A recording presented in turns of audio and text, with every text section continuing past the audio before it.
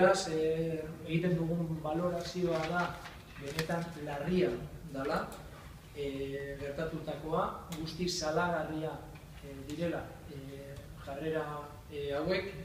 Bi konsejeriak, lehenengoa barne konsejeria zana eta geroago seguritate sailak emandako hitza jan dute, esan zuten kasua argitzeko euren kolaborazio guztia, euren kooperazio guztia emango zutela, euren laguntza guztia luzatzen zioten kasu honetan justiziari, eta ikusten ari gara justo kontrako norabidean funtzionatzen ari direla. Hau da, datuak izkutatu, hau da, eskatutako materiala ukatu, hau da, oztopo guztia jarri egia eta justizia egiteko.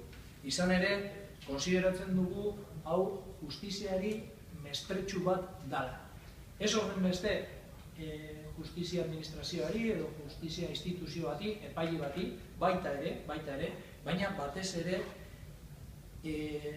familiak, Iñigo Cabacasen familiak eta gizarteak duen justiziarako eskubideari mespretxu larria egiten zaiola pentsatzen dugu.